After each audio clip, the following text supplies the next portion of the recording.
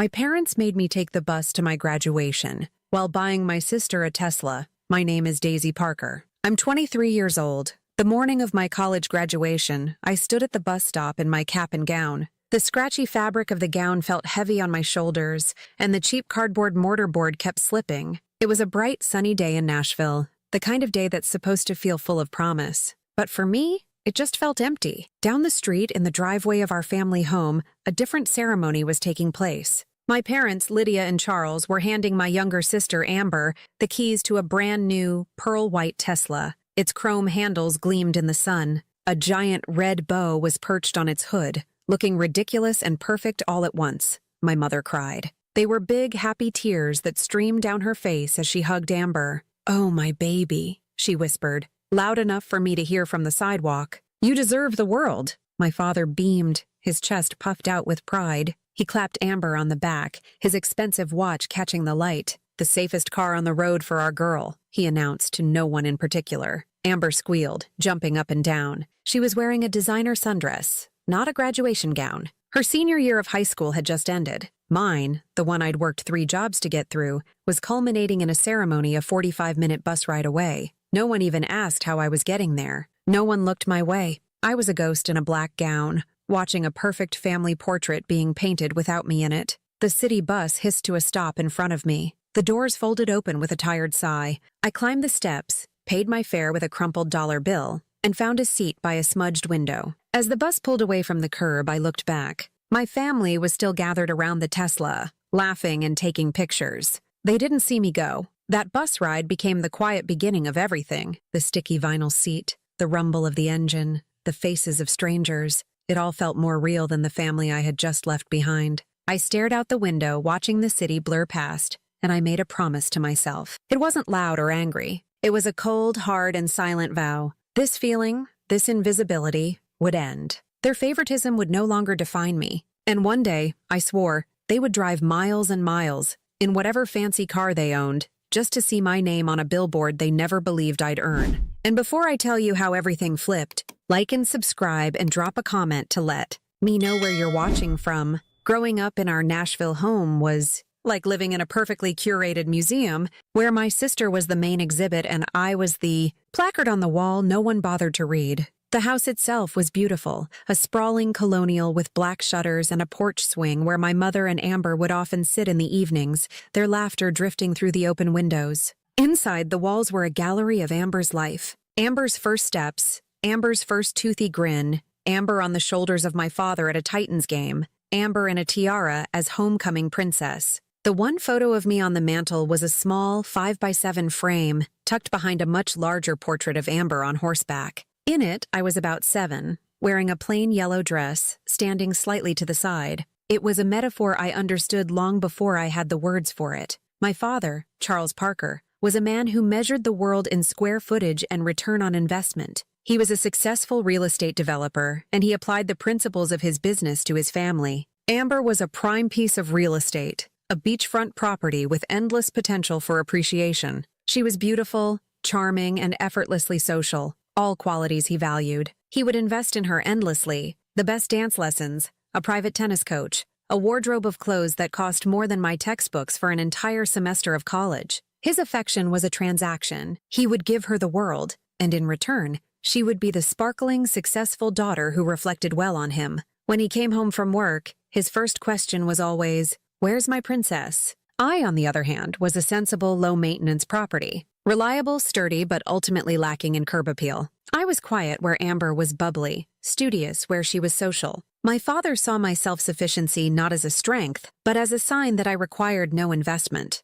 My good grades were expected, like a building being up to code. My achievements were simply the fulfillment of a baseline requirement, unworthy of celebration. I remember one dinner when I was 15. I had just been accepted into a prestigious summer science program at Vanderbilt University. I waited for a lull in the conversation, my heart thumping nervously. "I got into the Vanderbilt program," I announced, trying to sound casual. My father looked up from his steak. "The science thing? Good. That'll look solid on a college application." He then turned to Amber. "Now, tell me again about the theme for the spring formal. Your mother and I were thinking a new dress is in order." The conversation shifted, and my news was left behind, a small, discarded thing. My mother, Lydia, dealt in a different currency, emotional energy, and she was perpetually overdrawn when it came to me. Amber was her life's work. She managed Amber's social calendar like a CEO, spent hours helping her with school projects, often doing most of the work herself, and served as her confidant,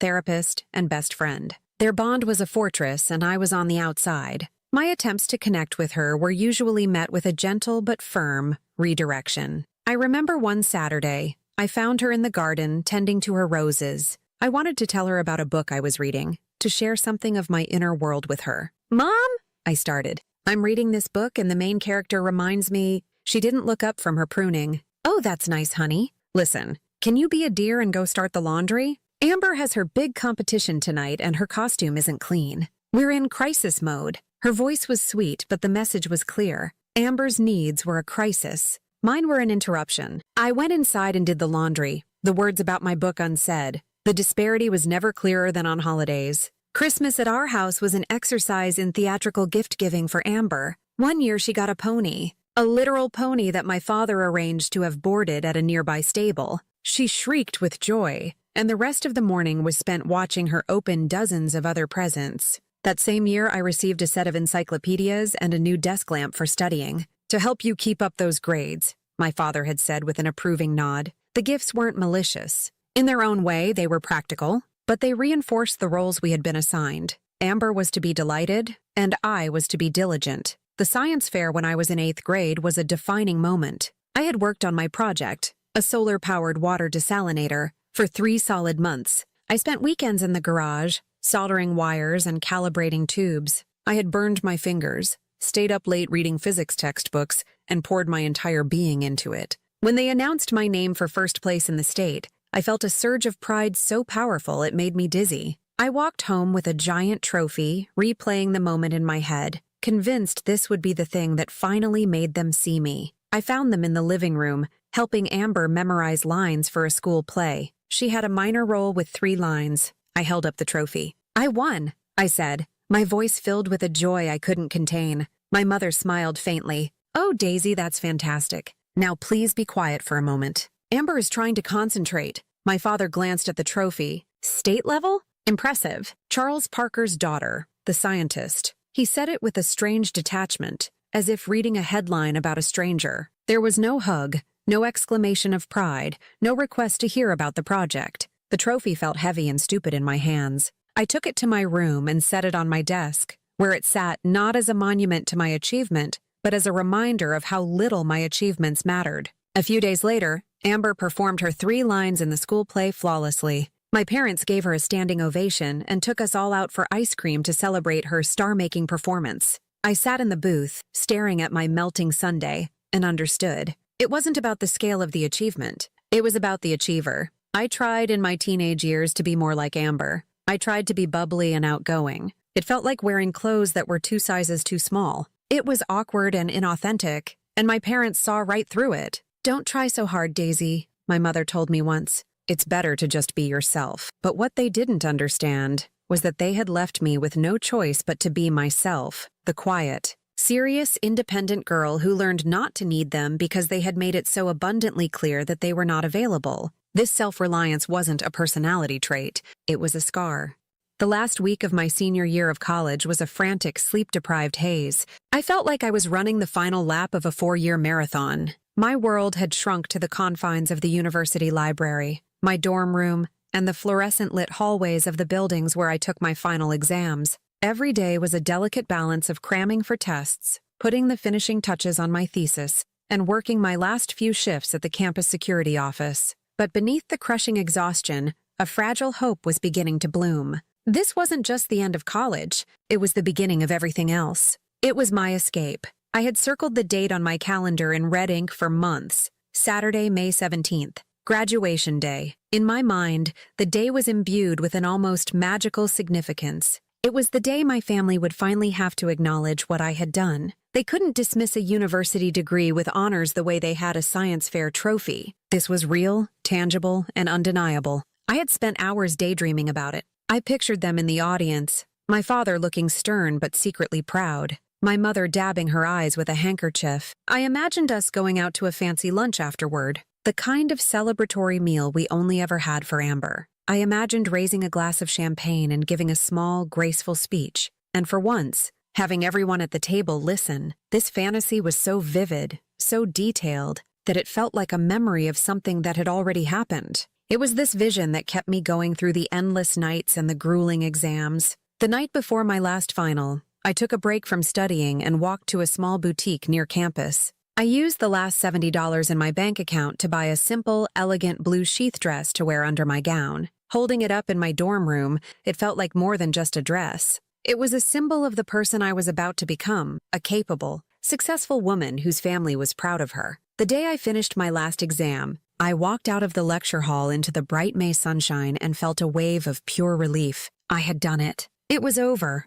I practically floated back to my dorm room, the weight of 4 years of relentless pressure finally lifting from my shoulders. I couldn't wait to share the news, to make the plans for my perfect day a reality. I sat on my bed, took a deep, happy breath, and dialed my mother's number. "Hi, Mom," I said, the joy evident in my voice. "I'm officially done. My last final is over, and I passed everything with flying colors. I just wanted to nail down the plans for Saturday's ceremony." "Oh, hi, sweetie," she replied, her voice light and airy. I could hear the distinct sound of silverware clinking against a plate in the background. She was likely having lunch with one of her friends. "That's wonderful news. We knew you would. What plans were those again?" The question was so casual, so dismissive that it momentarily stunned me. "My graduation," I said, my voice a little quieter now. "The ceremony is at 10. I sent the invitation packet with the tickets and parking pass last month. I was hoping we could all go to the Palm for lunch afterward to celebrate. My treat." I added that last part quickly,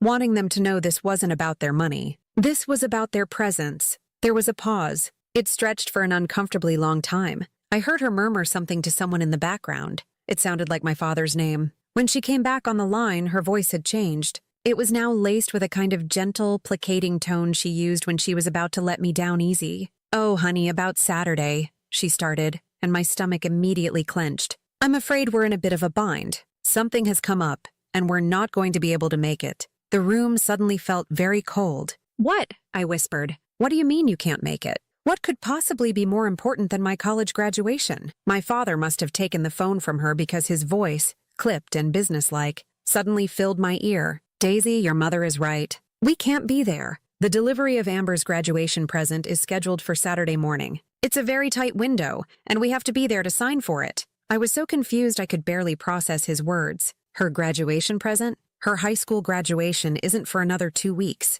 "What are you talking about?" "It's a car, Daisy," he said, a note of impatience in his voice, as if I were a child asking a stupid question. "A Tesla. It's a significant gift for a significant achievement. The delivery is coming from out of state, and Saturday is the only day they could do it. Our hands are tied. Our hands are tied." The phrase was so absurd, so insulting. I imagined them wrestling with the decision, agonizing over the impossible choice between their daughter's once-in-a-lifetime achievement and a car delivery. The image was so ludicrous it made me want to scream. My mother's voice returned, dripping with false sympathy. "You know how your sister is, sweetheart. Her heart is just set on it. It's a huge milestone for her, finishing high school, and we think it's so important to be there for these big moments. You understand?" I didn't understand. I couldn't understand. The unfairness of it was a physical thing, a crushing weight on my chest. I thought of the endless nights I had worked, the sacrifices I had made, the immense effort it had taken to get to this point, all accomplished with virtually no support from them. And they were choosing to miss it. "For a car? For Amber? So you're just not coming?" I asked, my voice cracking on the last word. I hated the sound of my own vulnerability. "Don't be so dramatic, Daisy," my mother chided gently. "It's just the ceremony. A lot of pomp and circumstance for a piece of paper. The important part is that you earned the degree, and we are so, so proud of that. You're such an independent girl, you always have been. You can just take the bus or call an Uber. You'll figure it out." There it was. The summary of my entire existence in their eyes. I was the independent one, the one who would figure it out, the one who didn't need them. "We'll celebrate with you when you come home," she added brightly, as if that solved everything. "You have to see the car. It's a beautiful pearl white." Amber is just ecstatic. I couldn't speak. The lump in my throat felt as large as a stone. All the air had been sucked out of the room, out of my life, out of the perfect day I had built in my head. It all came crashing down, shattering into a million pieces. "Okay," I managed to whisper. It was the only word I had left. Wonderful. Talk to you soon, honey. Love you. The line clicked dead. I sat on my bed, the phone still pressed to my ear, listening to the dial tone. I looked at the beautiful blue dress hanging on my closet door. It looked gaudy and pathetic, a costume for a play that had just been canceled. In that moment, something inside me broke for good. It wasn't a loud, messy shatter. It was a quiet, clean, and irreversible fracture of the soul. The last stubborn ember of hope that I could ever be a priority to them was finally extinguished, leaving nothing but cold, hard ash. College was not an ivy-covered dream for me. It was a tightrope walk over a financial abyss. My partial academic scholarship was a life raft, but it only covered tuition. Everything else, room, board, books, food, the occasional tube of toothpaste, was a mountain I had to climb on my own. The $100 my parents sent each month felt less like support and more like a token gesture to appease their own consciences. It was just enough for them to tell themselves they were helping, but not enough to actually make a difference. I was effectively on my own, and the reality of that was a constant, grinding weight. My life became a meticulously organized schedule of survival. The pivot point of my day was not the sun, but the start of my night shift with campus security. At 10 p.m., while my peers were heading to parties or settling in for a night of studying, I was pulling on a stiff, ill-fitting uniform and lacing up heavy-soled boots. The job, from 11 p.m. to 7 a.m., was my lifeline. It was lonely, isolating work, but the campus at night offered a strange kind of peace. My duties consisted of walking a set patrol route, my footsteps the only sound in the sleeping quads, and then monitoring a bank of security cameras from a small, sterile guard station. That little station became my sanctuary. Under the harsh, flickering fluorescent light, I would prop open my textbooks and write papers, the silent, grainy footage of empty hallways playing out before me. The coffee from the station's ancient machine was thin and tasted like burnt plastic, but it was the fuel that got me through the night. When my shift ended at sunrise, I would trudge back to my dorm, feeling like a ghost re-entering the world of the living. I'd catch 2 or 3 hours of broken sleep before my 10 a.m. class. I walked through my days in a perpetual fog of exhaustion. I perfected the art of looking attentive in lectures while my brain was screaming for sleep. More than once, I jerked awake to find my professor looking at me with a mixture of pity and annoyance, a line of ink from my pen trailing across my cheek where my head had rested on my notebook. After classes, my day wasn't over. I would take a bus downtown to my unpaid internship. It was a small, perpetually struggling marketing firm called Henderson Associates. My official title was intern, which was a euphemism for free labor. I made coffee, ran errands, answered phones, and organized files. The office was small and cluttered, but to me, it was a glimpse into the future I was fighting for. I did the grunt work with a smile, but my real work was observing. I listened to how Mr. Henderson pitched clients. I studied the campaign briefs left on the printer. I stayed late, long after everyone else had gone home, to teach myself Photoshop and web design on the office computers, using online tutorials. I was a sponge, determined to absorb every drop of knowledge, because I knew this experience was more valuable than any grade. This relentless schedule left no room for a life. Friendships withered from my constant refusal to go out. "I have to work," became my mantra, a phrase that built a wall around me. The isolation was profound. My only window into the world of a normal college student was through social media, and more specifically, through Amber's feed. It was a constant, painful stream of the life I wasn't living. I'd be eating a crushed protein bar for dinner at 3 a.m. in the guard station, my eyes burning with fatigue, and I'd scroll through photos of her at a sorority formal, looking radiant in an expensive dress. I'd be trying to fix a hole in my only pair of sneakers with duct tape, and a picture would pop up of her on a ski trip in Aspen, captioned, "Best vacay ever. THX mom and dad." The contrast wasn't just about money. It was about ease. Her life was effortless, a smooth, paved highway. Mine was a grueling uphill climb on a rocky, unmarked trail. The injustice of it all settled deep inside me, not as a loud, explosive anger, but as a cold, dense knot of resentment. It was a quiet, internal fire that I learned to stoke, using it as fuel. Every picture she posted, every story of her carefree existence, became another log on that fire. It hardened me, sharpened my focus. There were moments when the weight of it all became too much. I remember one particularly brutal week of midterms. I had worked a double shift to cover for a sick coworker, studied for 48 hours straight, and lived on nothing but vending machine coffee and crackers. My last exam was in calculus, a subject I had to fight for every point in. I walked out of the exam hall knowing I had failed. The numbers had just blurred on the page. I went back to my empty dorm room, sat on the floor, and for the first time in years, I cried. I cried out of sheer soul-crushing exhaustion. I cried for the girl who was trying so hard and still coming up short. The thought of giving up, of calling my parents and admitting defeat, was an overwhelming temptation. But as I sat there, surrounded by my textbooks and my worn-out clothes, the image of Amber's smiling face on that yacht in Cabo flashed in my mind. Then, the memory of my mother's voice on the phone, telling me to figure it out. The tears stopped. The cold, hard resolve returned, stronger than before. Failure was not an option. Quitting was not an option, because I had no safety net. There was no one to catch me, no one to offer a soft place to land. It was just me. And in that moment of utter despair, I made a new promise to myself. This struggle would not break me. It would be the forge that made me.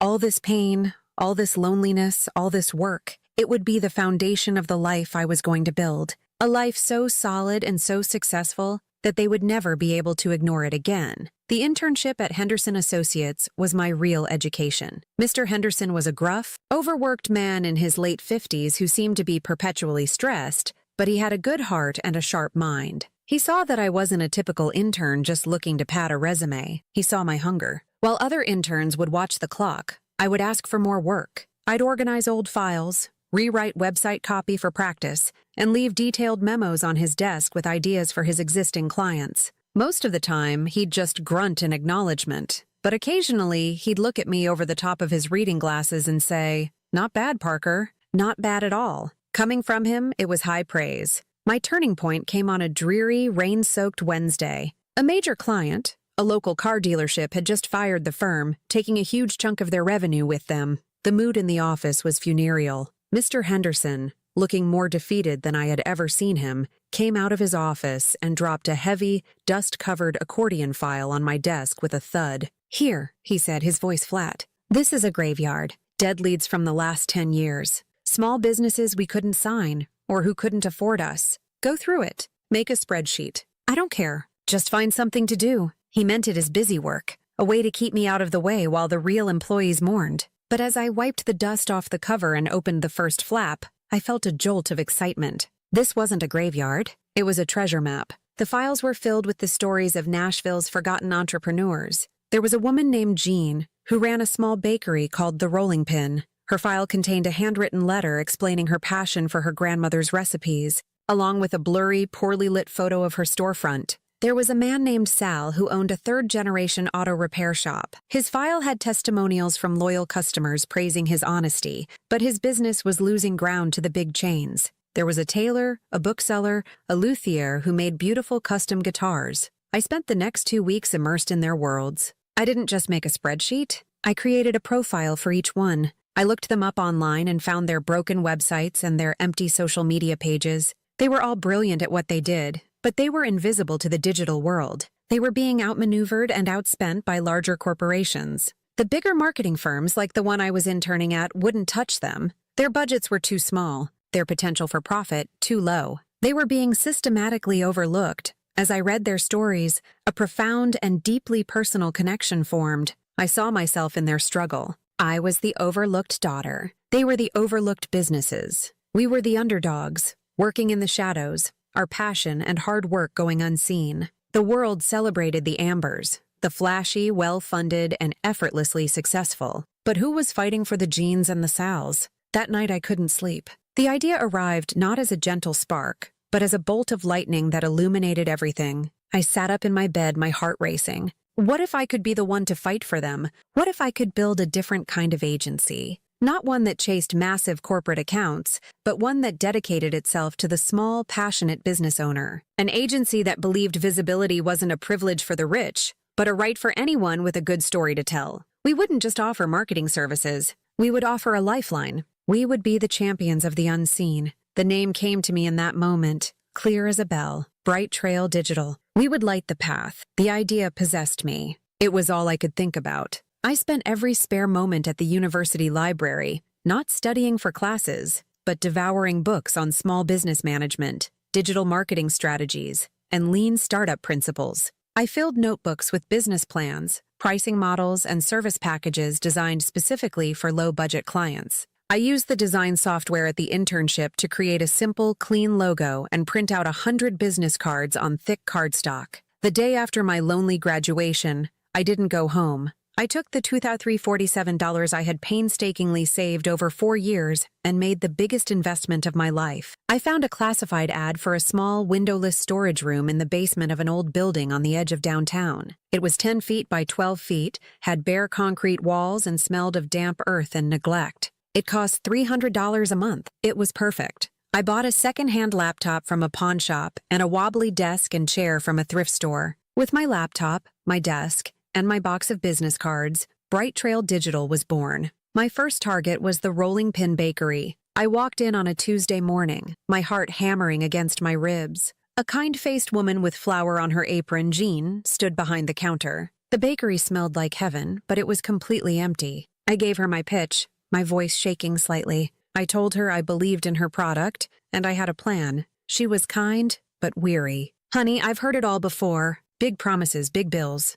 I can't afford it." This was the moment I had rehearsed in my head 100 times. "You don't have to," I said, my voice gaining confidence. "Let me work for you for 1 month for free. I'll build you a new website, I'll run your social media. If you don't see a significant increase in business by the end of the month, you owe me nothing. You can even keep the website." She looked at me, a long, searching look. She saw the desperation and the determination in my eyes. She saw a fellow underdog. "All right, kid," she said with a small smile. "You've got yourself a deal." That month was a blur of frantic work. I spent days at her bakery, taking beautiful, high-resolution photos of her pastries. I interviewed her, learning her story, her grandmother's journey, the passion behind every recipe. I built her a warm, inviting website that told that story. I started an Instagram page filled with a mouth-watering gallery of her creations. I ran a small, hyper-targeted Facebook ad campaign aimed at people within a 5-mile radius of her shop.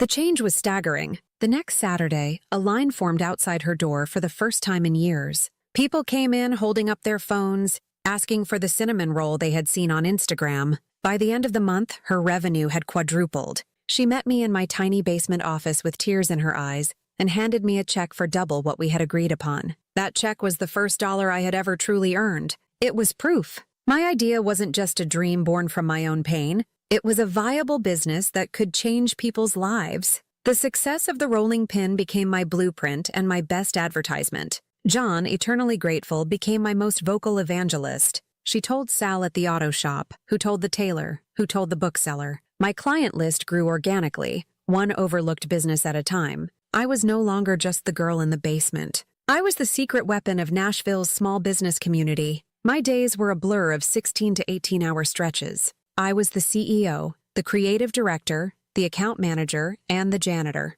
I met with new clients, built websites, designed social media campaigns, wrote ad copy, and at the end of the day, I swept the concrete floor of my tiny office. The work was bone-crushing, but for the first time in my life, I felt a sense of purpose that was intoxicating. I wasn't just building a company, I was building a community. After a year, the basement could no longer contain my ambition. I had a waiting list of clients and a small, growing profit margin. It was time to expand. I took a massive leap of faith and leased a real office space in a renovated warehouse in the Gulch, a trendy, up-and-coming neighborhood. The space was beautiful, with high ceilings, exposed brick, and massive windows that flooded the rooms with natural light. The monthly rent was more than my entire life savings had been a year prior. Signing the lease was the scariest and most exhilarating moment of my life. With a real office, I could hire a real team. My first hire was Sarah, a brilliant graphic designer I found through a freelance website. She had a keen eye and a sarcastic wit that kept me grounded. Next came Ben, a quiet, thoughtful writer who could turn a company's history into a compelling narrative. One by one, I built my team. I wasn't just looking for skilled people. I was looking for fighters. I hired people who had been underestimated, who had something to prove. Our office culture became an extension of our mission. We were a team of underdogs fighting for other underdogs. The energy was electric. We worked tirelessly, fueled by cheap pizza, gallons of coffee, and a shared belief that our work mattered. Our big break came from an unexpected place. A small local tech startup with a revolutionary new app approached us. They had been rejected by every big agency in town. They were seen as too small, too niche. But I saw their passion and the brilliance of their product. I took them on for a fraction of our usual fee, making a bet on their potential. We poured everything we had into their launch. Ben crafted a powerful story about the founders, and Sarah created a stunning visual identity. We launched a guerrilla marketing campaign that was authentic, clever, and deeply connected to the Nashville community. It went viral. The app skyrocketed to the top of the charts. 6 months later, the startup was acquired by a Silicon Valley giant in a multi-million-dollar deal. In every interview, the founders credited Bright Trail Digital as the catalyst for their success. Overnight, we were no longer just a local agency. The phone started ringing with calls from Atlanta, from Charlotte, from beyond. National brands wanted to know who we were and how we had done it. My life changed. I was featured in Forbes Nashville under the headline, The Underdog Champion. I started getting invitations to speak at business conferences. I was 24 years old and the CEO of a multi-million-dollar company. It was during this period of explosive growth that I had a moment of jarring self-awareness. I was sitting on the city bus, heading to a high-stakes meeting with a potential new client, when I looked out the window and saw one of our ads on the side of another bus. And I realized I was still taking the bus to my multi-million-dollar company. The irony was so thick I could taste it. That evening, I walked into a car dealership. My eyes scanned the showroom, past the gleaming sports cars and luxury sedans. In a prominent spot near the front was a pearl-white Tesla, almost identical to Amber's. A wave of nausea rolled over me. I turned and walked out of the main showroom to the used car lot. There, in a back row, I found it. A 3-year-old Jeep Wrangler. It was dark green, with a few minor scratches on the fender and slightly muddy tires. It wasn't sleek or sophisticated. It was rugged, capable, and unpretentious. It felt like me. I walked inside and found a salesman. "I'll take the Jeep," I said. "And I'll be paying in cash." The look on his face was one I would treasure. Driving that Jeep off the lot was a profound experience. It wasn't the thrill of a new toy. It was the quiet, solid feeling of self-reliance made manifest. This vehicle wasn't a gift, a prize for being the favorite. It was 3,000 pounds of steel and rubber that I had earned through my own blood, sweat, and tears. I gripped the steering wheel, turned up the radio, and drove through the streets of the city that was now my own. Every mile was a victory. This modest second-hand Jeep held more freedom, more power, and more dignity than 1,000 brand-new Teslas ever could. The ultimate validation came a year later. A prestigious venture capital firm from New York flew me out for a meeting. They had been tracking our growth and were impressed by our unique market position and our incredible client loyalty. They wanted to invest, to help me take Bright Trail nationwide. I spent a week in a whirlwind of meetings, sitting in intimidating glass-walled boardrooms across from titans of industry. They grilled me on my financials, my growth strategy, my leadership philosophy. I wasn't intimidated. I thought of the lonely nights in the guard station, of the taste of desperation and stale crackers. These men in their $1,000 suits couldn't scare me. I negotiated hard, not just for the money, but for the soul of my company. I ensured we would retain creative control and that our mission to serve smaller clients would be protected. On the final day, they made their offer. They wanted to partner with me, valuing Bright Trail Digital at $25 million. As I signed the papers, my hand was perfectly steady. I flew back to Nashville that night. I didn't call my parents. Instead, I took my team out for the most expensive dinner the city had to offer. We celebrated our collective victory, a victory for every underdog we had ever fought for, starting with ourselves. The girl who had been told to take the bus now had the means to buy the entire bus company. The 2 years after the partnership deal were a blur of controlled chaos. Life accelerated to a speed I had never imagined. We opened offices in Austin, Denver, and Seattle. I was constantly flying, living out of a suitcase, and making decisions that affected hundreds of employees. My world was a landscape of spreadsheets, market analyses, and conference calls. I had become the person I had always aspired to be, a successful, respected, and completely independent woman. The wounds of my childhood had been paved over with a thick layer of success. I had built a new family, my team, and a new home within the walls of my company. My biological family had become a distant, faded photograph from a past life. The silence from them had been absolute for nearly 5 years,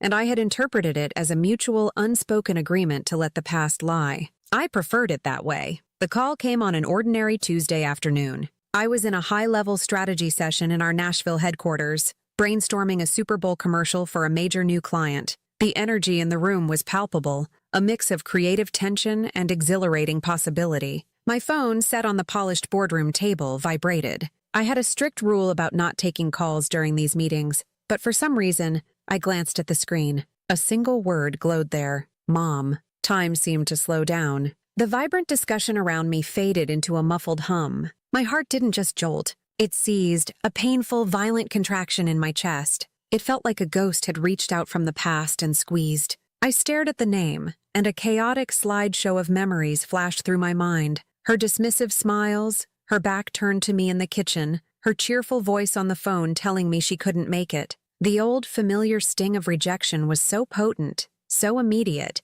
it was as if no time had passed at all. My executive vice president was looking at me, her brow furrowed in concern. "Daisy, everything okay?" I blinked, forcing myself back to the present. I stood up, my legs feeling strangely unsteady. "I need to take this," I said, my voice coming out as a strained whisper. "I'll be right back." I walked out of the boardroom and into the sanctuary of my private office. The floor-to-ceiling window offered a panoramic view of the Nashville skyline, a view I had earned. It was my armor. I stood there for a long moment, my back to the door, taking a few deep, ragged breaths. Then I swiped to answer. "Hello?" My voice was colder and flatter than I intended.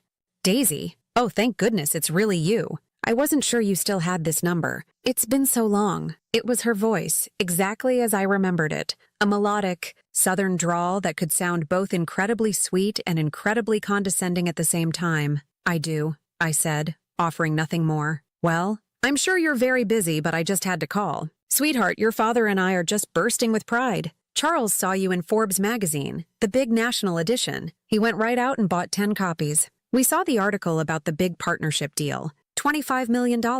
I just sat at the kitchen table and cried happy tears. To think of our little girl, a big CEO, our little girl. The phrase was a lie, a revision of history so blatant it was breathtaking. I was never their little girl. I was their other daughter, their afterthought. The silence on my end of the line was heavy and deliberate. I wanted her to feel it. I wanted her to squirm in it, but my mother was a master of ignoring uncomfortable silences. "Anyway," she barreled on, her cheerful tone unwavering, "we were just saying that it has been far, far too long. We would love, absolutely love, to come visit and see your new office. We want to hear all about your incredible success. We could drive up this weekend, maybe take you to dinner?" The request was so audacious, so completely devoid of self-awareness, that for a moment I was speechless. After 5 years of nothing, no calls, no texts, no apologies, they wanted to just reappear and bask in the glow of my success. They weren't interested in me. They were interested in my new, shiny life. It was so transparent it was almost pathetic.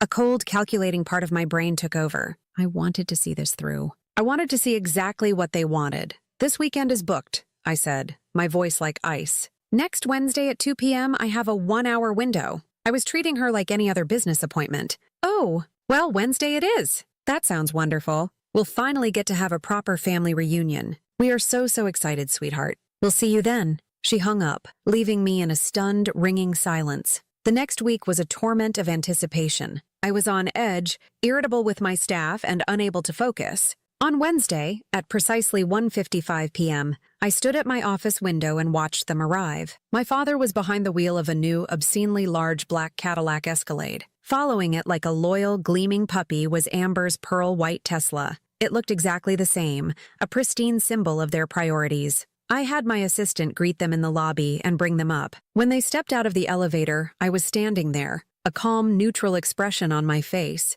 My mother rushed forward, enveloping me in a cloud of Chanel No. 5 and a hug that was all air and no contact. "Oh, Daisy, just look at you, so chic. And this office! It's even more beautiful than in the magazine pictures." My father was more reserved. He shook my hand, his grip firm, his eyes sweeping across the space, taking in the expensive art on the walls and the number of employees, making a silent calculation. "You've done well, Daisy," he said. It was a statement of fact, not a compliment. Amber, now a young woman, looked listless and unimpressed. She was texting, barely looking up as she offered a mumbled, "Hey." I gave them the grand tour, my voice polished and professional. I showed them the creative suites, the bustling open-plan workspace, the break room with its gourmet coffee bar. I introduced them to my senior staff. They smiled and nodded, but I could see in their eyes that they didn't grasp it. They saw the surface, the success, the money, but they had no concept of the foundation of relentless work and painful sacrifice that lay beneath it. We concluded the tour in my corner office.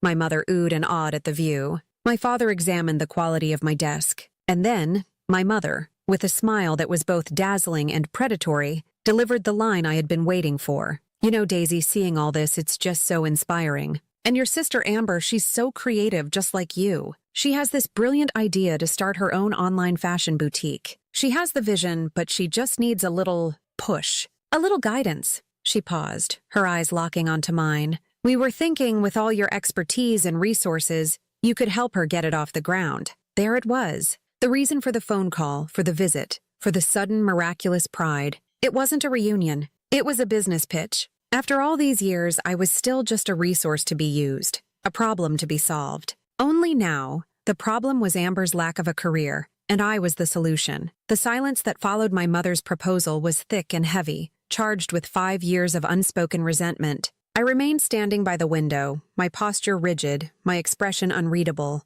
I let them wait. I wanted them to feel the weight of what they were asking, of what they had done. My mother's practiced smile began to twitch at the edges. Amber, for the first time, looked up from her phone, a flicker of petulant expectation in her eyes. It was my father who finally broke the silence, stepping into the role he knew best, the deal-maker. He cleared his throat and took a step forward, adopting a tone that was both paternal and condescending. Daisy, let's be practical about this. Your sister has a genuine talent for fashion. She has curated a brand identity, sourced potential suppliers. What she's lacking is the seed capital and the digital marketing savvy to launch effectively. He gestured expansively at my office, at the city sprawling below us. You have built an incredible machine here. It would be a simple matter for you to lend your resources to your own family. A small investment, a bit of your team's time to build her a website and run some ads. It's the least you could do. The least you could do. The phrase hung in the air,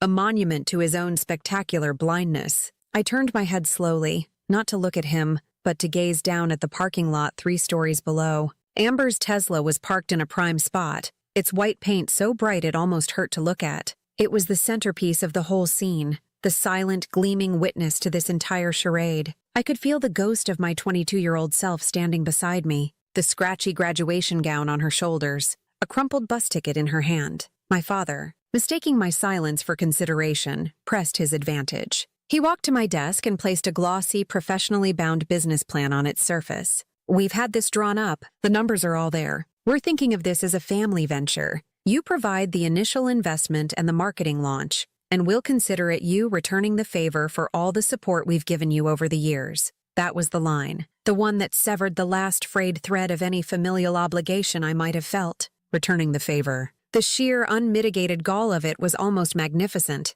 What favor? The favor of my lonely childhood? The favor of their profound and consistent indifference? The favor of being abandoned on the most important day of my academic life for the delivery of that very car sitting in the parking lot? A strange cold calm descended over me. The anger that had been simmering for years didn't boil over. It froze into a solid, sharp point of clarity. I knew with absolute certainty what I had to do. This wasn't about revenge anymore. It was about truth. I turned away from the window and walked slowly, deliberately, toward my desk. I didn't look at them. I looked at the business plan they had placed on my desk, a symbol of their entitlement. I picked it up, felt its weight in my hands, and then placed it to the side. I sat down in my chair, the plush leather sighing under my weight. It felt like a throne. My mother smiled, a quick, triumphant little expression. She thought they had won. I opened the top drawer of my desk and pulled out my personal checkbook, not the company one. This was my money, the money I had earned in spite of them. Their eyes were riveted on my every move.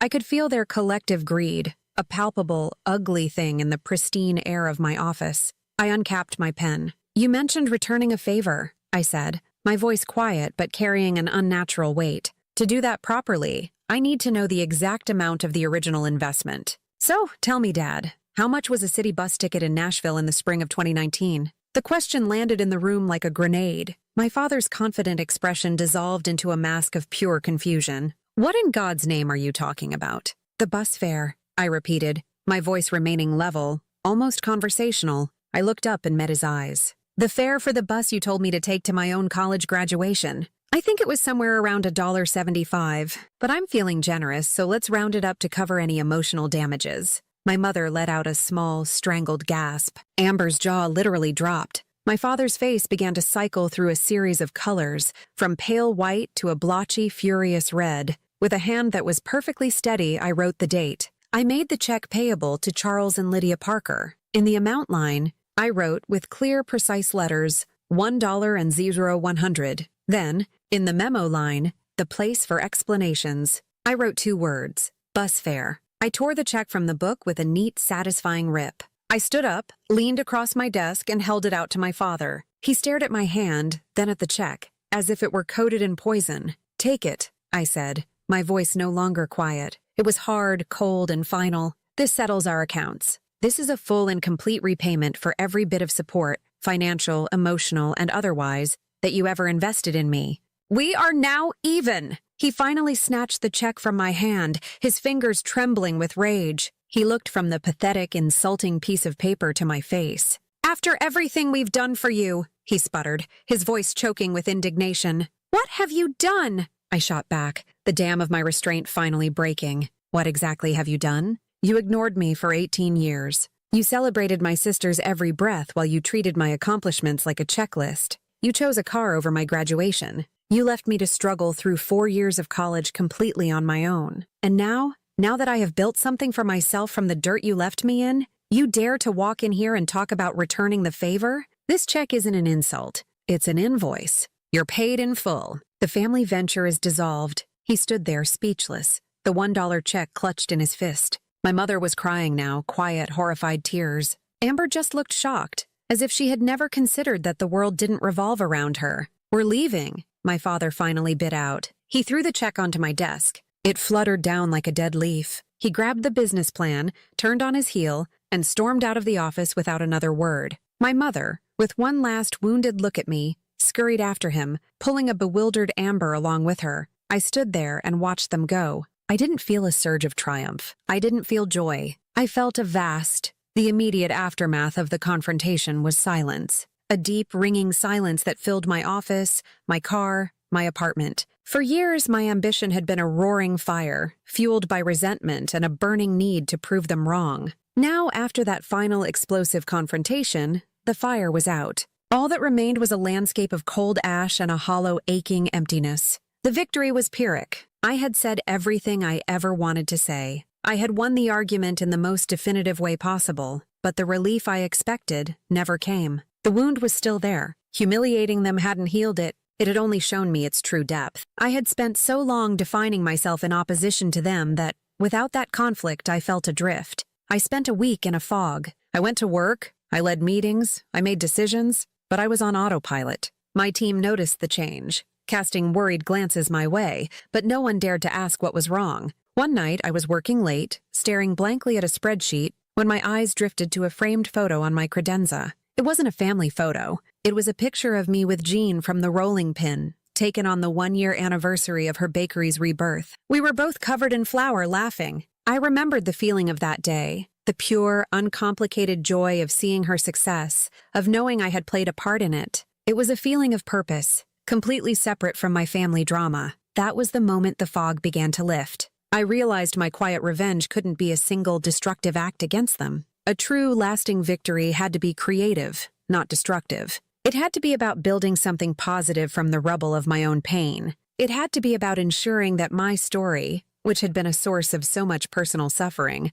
could become a source of strength for someone else. I thought about the girl I used to be, standing at that bus stop in her cap and gown, feeling like the most invisible person on the planet. I knew, with a certainty that chilled me, that there were countless others just like her, talented, brilliant, hardworking students who were navigating the immense challenge of higher education without a familial safety net. They were the ones working 2 jobs, skipping meals, fighting silent battles of self-doubt and exhaustion, all while being told by society that college should be the best time of their lives. They were the ultimate underdogs. The idea for the Ride Forward Foundation solidified in that moment. It wouldn't just be a scholarship fund. A check for tuition was helpful, but it didn't solve the deeper problems of isolation and a lack of guidance. My foundation would be different. It would be a comprehensive support system. Our mission would be to empower students who were achieving their dreams without, or in spite of, their family's support. The name felt perfect.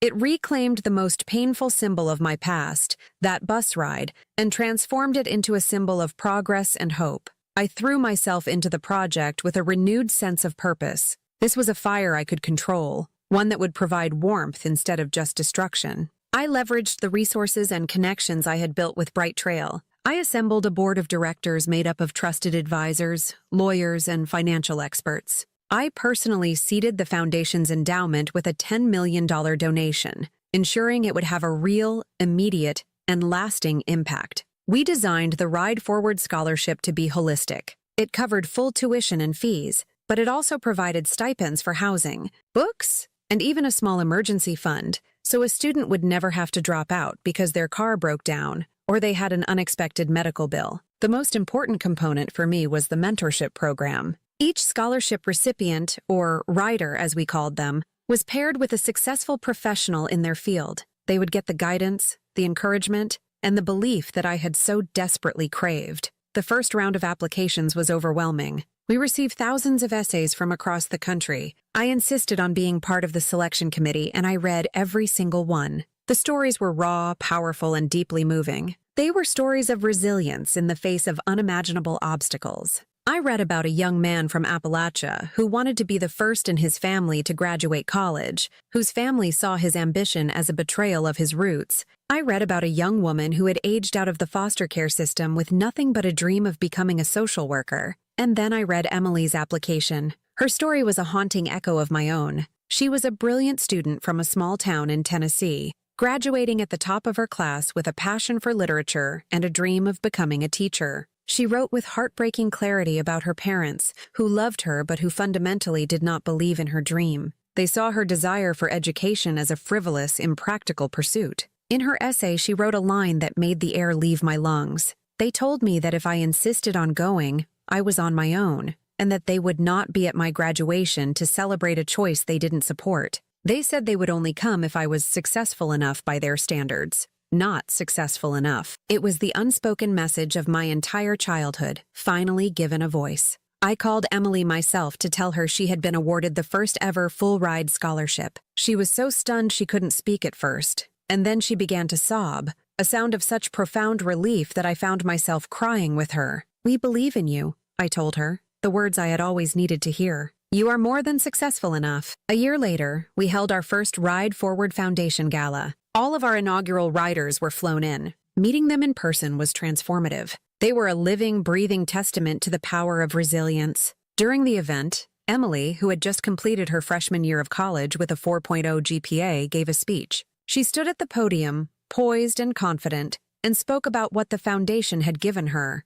"The Ride Forward Scholarship did more than pay my tuition," she said, her voice clear and strong. "It gave me a community. It gave me a mentor. But most of all, it gave me the knowledge that I wasn't alone. It told me that my dream was valid, that my struggle was seen, and that my journey mattered." I sat in the audience, watching this incredible young woman who was now thriving, and I felt a sense of peace that had eluded me my entire life. The hole in my heart, the one that had been carved out by years of neglect, was being filled, not with anger or wealth, but with the success and happiness of others. This was my quiet revenge. It wasn't about tearing my family down. It was about building hundreds of new families up. It was about turning the deepest pain of my life into the greatest purpose of my life. Years passed. Bright Trail Digital continued to grow, and the Ride Forward Foundation helped hundreds of students. My life was full and busy, filled with work I loved and people I respected. The dull ache of my family's betrayal had faded, replaced by a quiet strength. One evening, my phone buzzed with a text from an unknown number. I opened it. It was a picture, slightly blurry, taken at dusk. It was a photo of one of my foundation's new billboards on the highway leading into Nashville. The billboard featured a smiling picture of our latest scholarship recipient and the words, "The journey forward starts here, Ride Forward Foundation." Standing just to the side of the billboard, almost out of frame, was my mother. A second text came through from the same number. It was a simple sentence. "We're proud of you, Daisy." There was no apology. There was no acknowledgement of the years of pain. No admission of guilt. It was just a statement. But it was a statement I had spent the first 2 decades of my life desperate to hear. I looked at the photo, at my mother standing beside the legacy I had built from the hurt she had caused. And I felt nothing, no anger, no surge of victory, no desire to text back a list of her failings. The desperate need for her approval was gone. I had proven everything I needed to prove, but more importantly, I had proven it to myself. I typed back a simple reply. "Thank you. I made it on my own, and I meant it. I hadn't made it in spite of them. I had made it because of me. My success wasn't the final word in an argument with them. It was the first word in a conversation with myself. Because sometimes the best revenge isn't proving them wrong. It's not needing to anymore. If you've ever been the overlooked one, hit like and tell me where you're watching from. You're not alone.